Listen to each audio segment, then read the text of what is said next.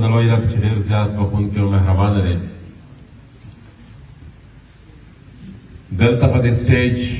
ناست زمونږ استادانو، زمونږ مشرانو، زمونږ رهبرانو په اجازت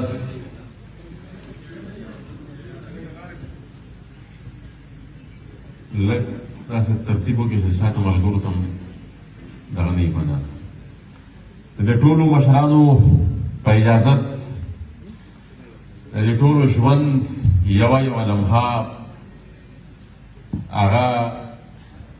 هغې کې د کام لپاره یو ستړی هغه دې په ټول عمر کړې ده او یو تاریخ زمونږ سره نن په دې پنډال کې زمونږ سره په دې حال کې موجود دی. نو حقیقت کې دا زمونږ لپاره د افتخار خبره ده او ځکه دا وګڼم چې نن سبا د سیاست کم ماحول جوړ شوی دی، بیا د کمپرست سیاست سره سره عمومي طور هم د پاکستان د سیاست کم ماحول جوړ شوی دی چې دغه شانتې اصول پسند خلک چې په خپل موقف باندې لکه د غره ښه کلک ټول عمر ولاړ پاتې شوي دي. نو د ډېرو وجوهاتو په وجه یا د هغې خپلو مصلحتونو د وجه هغه مشران هغه سیاسي ګوندونو سره هغه شانتې نه دي پاتې شوي. نو دا زموږ دپاره باعث افتخار خبره ده، افتخار خبره ده د ملي جمهوري غورځنګ دپاره چې پوره یو اکیډمي زموږ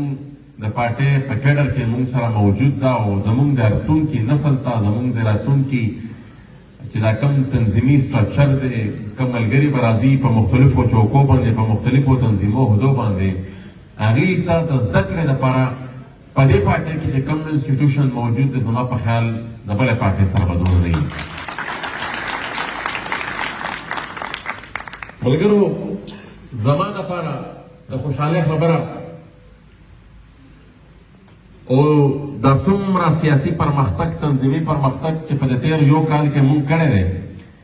نو هغه ځکه په دوو جملو کې په داسې طریقې سره بیان کړم نو تاسو ته به پخپله د ټول وضاحت وشي چې کال مخکې چې کله مونږ د دې پارټۍ بنیاد ایښودو نو په هغه ټایم کې څه ماحول و او نن څه ماحول دی او څونه مونږ مخکې مزل کړی دی. مونږ چې تېر کال په ستمبر کې د پارټۍ بنیاد ایښودو نقطې شته چې یو کلي ته به مې ټلیفون کولو، ملګري به مې راغونډول، یو ملګري پس د ذاتي طور وینا کوله په هر کلي په هر ښار کې چې چېرته هم زمونږ ملګري به هم خیال و، هغوی ته مونږ دا خواست کوو چې مونږ داسې یو عمل شروع کوو، یو نوی سیاسي پارټي شروع کوو.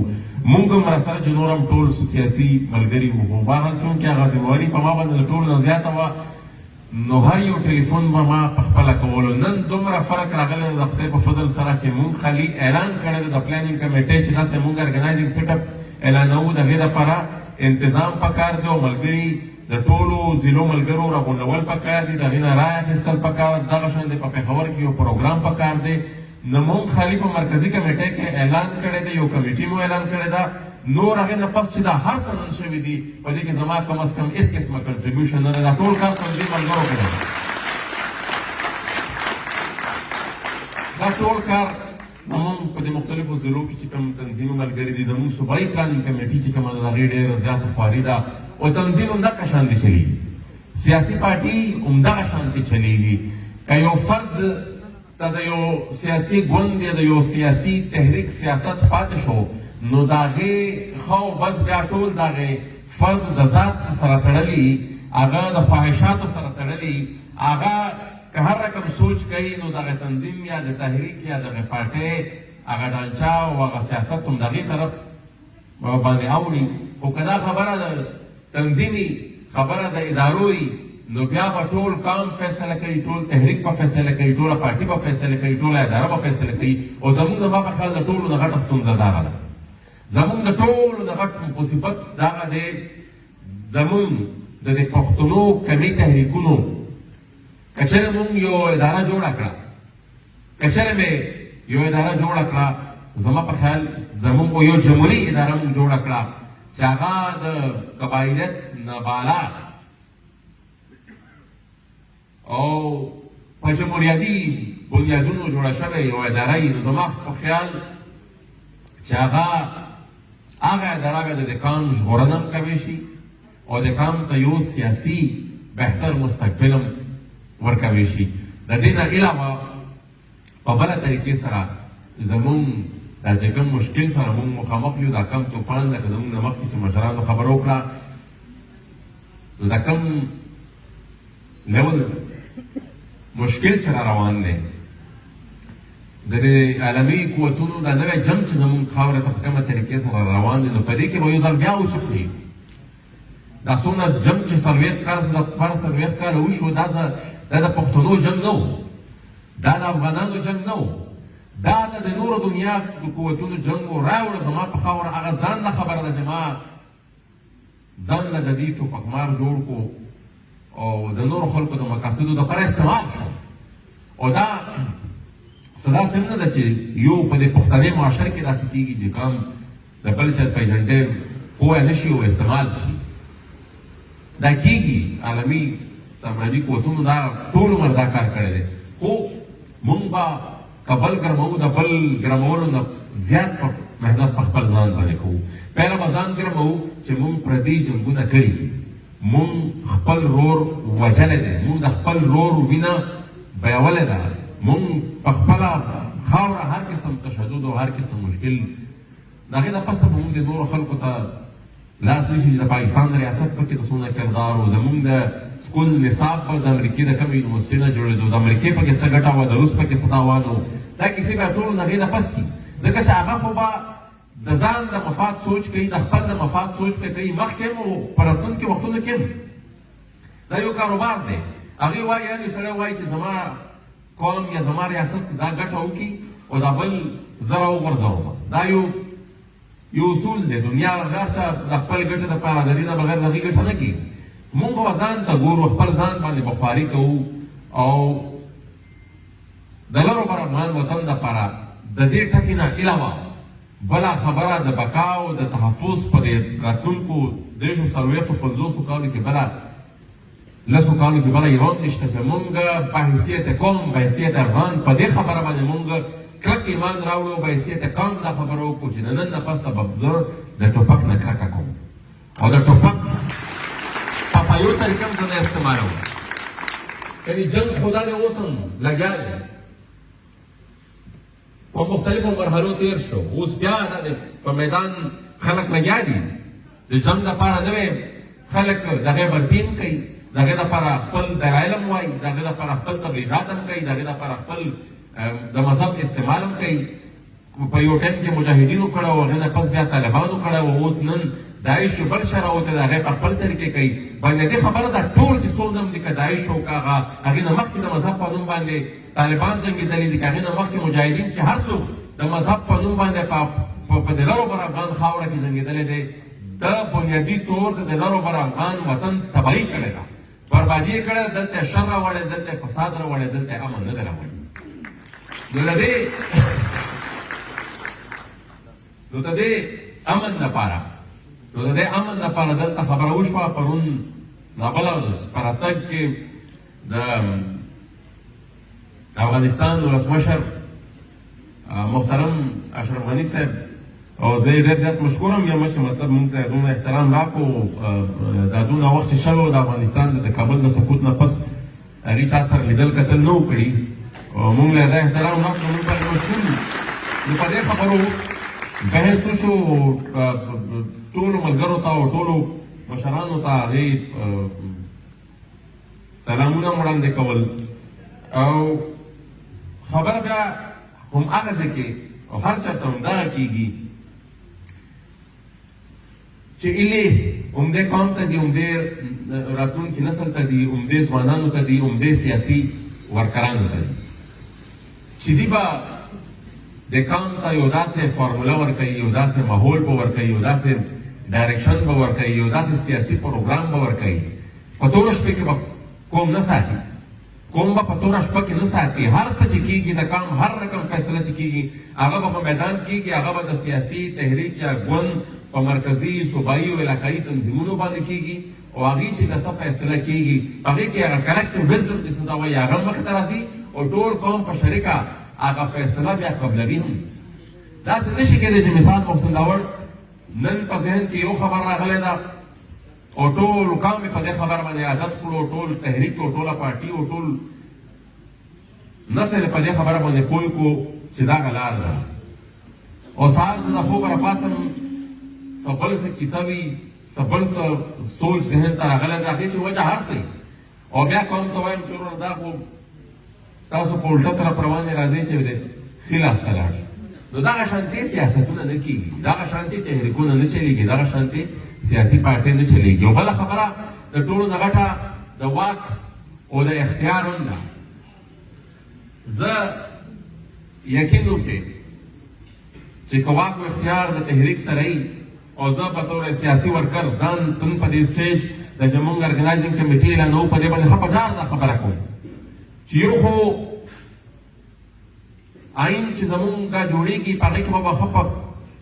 کولاو ټکو کې څه نه څه شرایط مونږ داسې ږدو. یو ډرافټ آئین زموږ جوړ دی، په هغې نه پس به هغه فارملي جوړوو. یو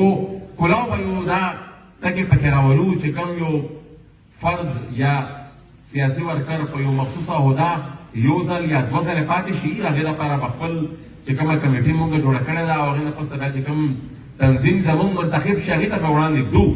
هغې چې بیا څه فیصله پرې وکړه خو دا به زموږ په خیال دا به پکې خامخا وي چې سکه دغن به پکې خامخا وي چې یو کس یا یو ځل پاتې شي په یو عهده او یا دوه ځله پاتې شي، دا چې هر څه ملګرو فیصله وکړه په درېیم ځل باندې هغه په عهده باندې نه راځي.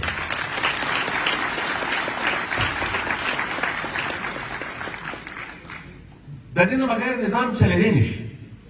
د دې نه بغیر په یو سیاسي تحریک کې یا په سیاسي پارټۍ کې سټګنسي راشي، هغه سوچ چې کوم وي د هغې نه هغه چې ودرېږي اوبه چې په یو ځای ولاړې پرتې وي هغې نه اخره کې بیا هغه اوبه هغه خټک صاحب یو شعر دی چې وایي سقوط کې مرګ د حرکت کې اوسه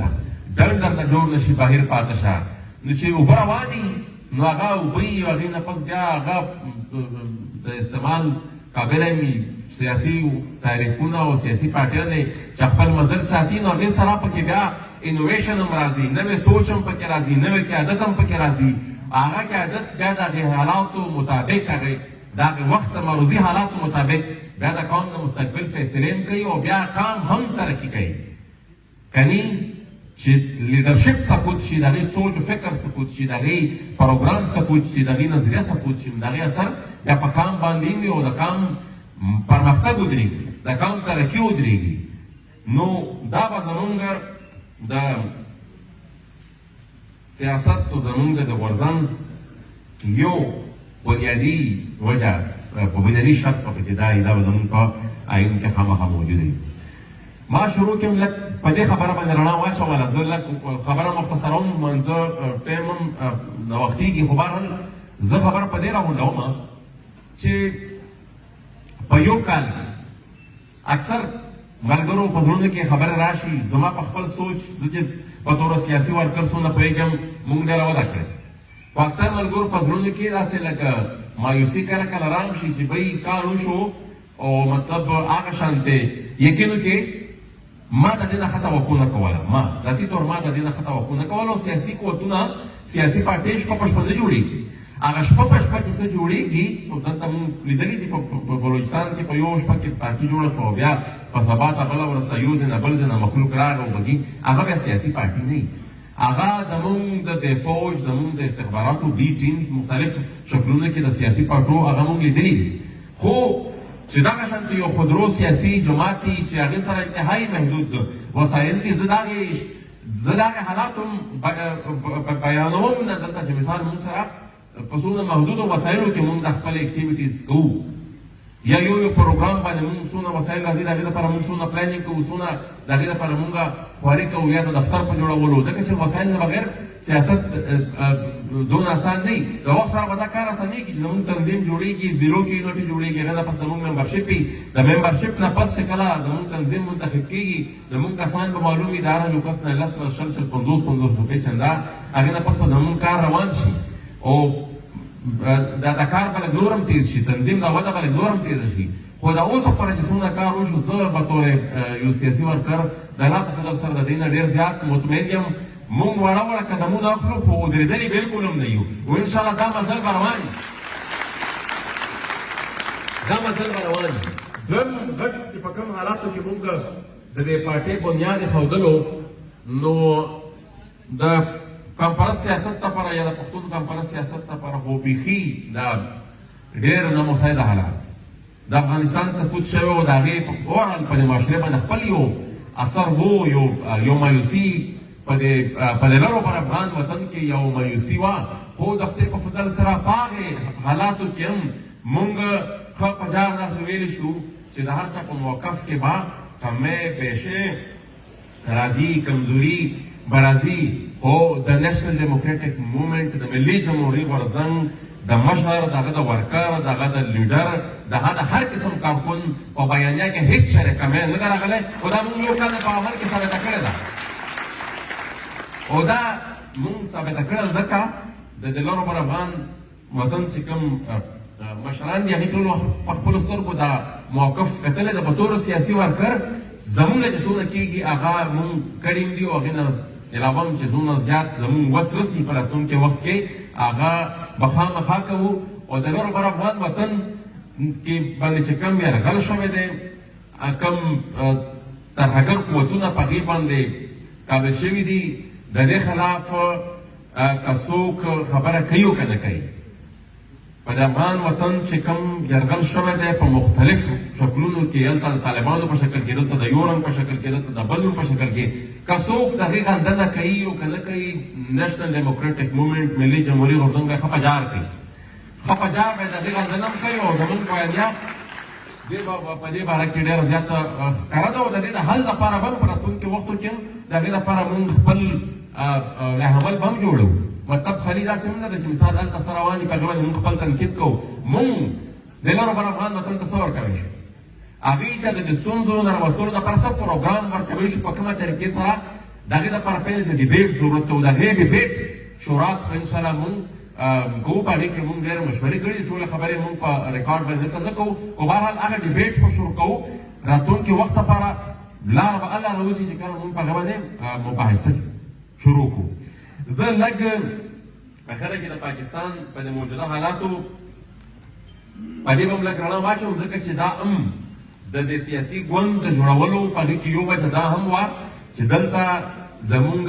سیاست هم تر ډېره حده پورې کمپرومایز شوی دی دا نوی حکومت چې کله جوړېدلو د عمران خان خلاف کله عدم اعتماد راغی نو په هغې کې هم مونږ ډېره ښکاره خپله خبره ورته کړې وه خصوصا چې کله عدم اعتماد کېدو نو مونږ د شهباز شریف نه تپوس وکړو خټک صاحب هم موجود و بشرا بیبي هم غالبا چې وه ملګري هم نور هم وي زمونږ په هغه وخت کې هم د علي وزیر کیس په پرایورټي هغه ته کېښودلو چې د دې مونږ ته او هغې نه پس بیا چې کله حکومت هغې جوړولو نو په هغه کې هم ما ته د خټک صاحب هغه الفاظ اوس هم یاد دي چې زمونږ عموم دا خبره ښه ښکاره ورته کړې ده او دې سټیج نه هم بیا ورته کوو د پارلیمنټ په فلور به هم ورته کړې ده چې زمونږ ستاسو تعلق په ټرانزیکشنل او داسې هم نشو کولی چې مونږ د عمران خان ملګرتیا شروع کړو ځکه چې هغه هم د ملک جمهوریت ته او پښتون قام ته خصوصا کم نقصان رسولی دی په کومه طریقه چې افغانستان د سقوط په وخت هغه دا خبره وکړه چې هغې د غلامۍ زنځیرونه مات کړل نو هغه خو بیخي لکه سړی دا ووایي چې د طالبانو د سوچ یو سړی دی خو دا نن ورته ووایي خټک صاحب هغه الفاظ ما ته اوس هم یاد دي چې زموږ تعلق په در سره ټرانزیکشنلي داسې نه شي کېدی چې مثال تاسو یو غلط کار کوئ او مونږ په هغې کې تاسو ملګرتي به خامخا کوو چې کوم ټیک کار کېږي د قانون سازۍ لپاره د جمهوریت لپاره او د محکوم حکومونو د پروټکشن لپاره هغې به مونږ ملګرتیا کوو او چې کوم غلط کار کوئ کوم یو هم عمل تاسو د جمهوریت خلاف وي کوم یو قانون سازي د جمهوریت خلاف وي، د محکومو قومونو د حقوقو د تحفظ خلاف وي، د هغې خبرې به موږ مخالفت هم کوو، مخالفت مې کړی هم دی، مخالفت کوو هم، او په راتلونکي وخت کې به بیا هم مخالفت کوو. ښه په جار مې کړی دی، مطلب په پارلیمنټ کې نور هم کړی، نور هم پټېدلو. زه په اخره کې بیا تاسو نه یو اجازت غواړم، یو خبره دلته زما نه مخکې وشوه او په هغې کې زه په خپله ټوله مخکې زه مجرم یم، بشرا بي دلته خبره وکړه او خټک صاحب هم دلته وویل چې زمونږ د ښځو نمایندګي په سیاست کې یا نن سبا په دې موجوده په دې حال کې دومره نشته. دا هم یقیناً چې یو ډېر غټ جبر دی او مطلب څه په دې کې زموږ خپل هم کوتاهي دي او د هغې نه بغیر دا هم یو حقیقت دی چې د هغې نه بغیر یو موږ نشو سرته رسولی. هغه به په دې سفر کې خامخا شاملول ضروري وي. د ټول نه پیله زه په دې کې پاتې راځم، بیا د نوره ټول ملګري ما نن یو کوشش وکړو خو هغې څه وجوهاتو په وینا باندې په سر ته، خو بهرحال کوشش به کوو چې ځان سره په دې سیاسي مزل کې خپلې خویندې میندې خپل لوڼه هر څوک په دې سیاسي مزل کې ځان سره روانې کړو. د دې نه برخې نه بغیر موږ د خپل ناکام تحفظ چې کوم مقصد دی، د دې کام د ترقي چې کوم مقصد دی، په هغې کې موږ سرته نشو رسېدلی. زه په اخره کې بیا د پلانینګ کمیټې د ملګرو دلته زموږ د ټولو ضلعو چې هر ضلع نه څومره هم ملګري راغلي دي، د هغې ټولو هم د ډېر زیات شکریا ادا کوم، د ټولو مشرانو هم د ډېر زیات شکریا ادا کوم. او موږ آئین ما لږ ذکر وکړو، یو ډرافټ د آئین موږ جوړ کړی. د آئین لپاره موږ پرون یو د آئینو د منشور لپاره یو کمیټي هم جوړه کړه د مشر بشیر بټه په مشرۍ کې، او یو ډرافټ آئین موږ جوړ کړی و. خو بهرحال څومره چې موږ لاندې ضلعو ته ورکوزېږو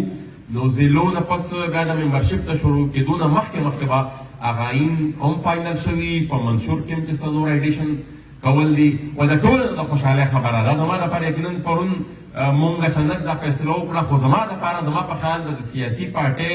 د بنیاد ایښودلو نه زیاته پرون چې کومه مونږ د سټوډنټ وینګز د جوړولو اعلان وکړو، هغه زما لپاره ډېره د خوشحالۍ خبره وه. ځکه چې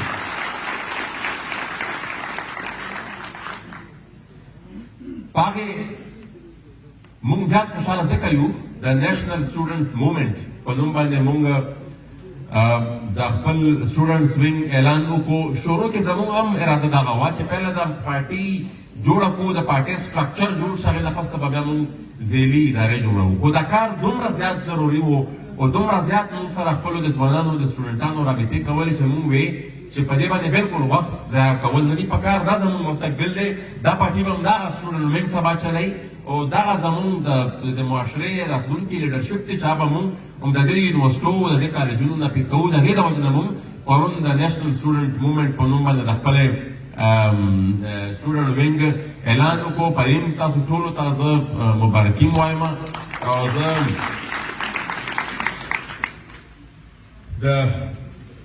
زما په خیال سلمان لایق صاحب یو څو شعرونه وو د مینې بیبي ووې او زه یم هغه شعرونه بیا وایم. په دې شعرونو اجازت ته نه اخلم چې په مړو ایرو پسې په مړو ایرو به پسرلي راشي، زه په چمن کې نوی ژوند وینم. په مړو ایرو به پسرلي راشي، زه په چمن کې نوی ژوند وینم. مړاوي ګلان به وزر وغوړوي، مړاوي ګلان به وزر وغوړوي، زه سبا سره پیوند وینم. ډېره مهرباني، شکریه.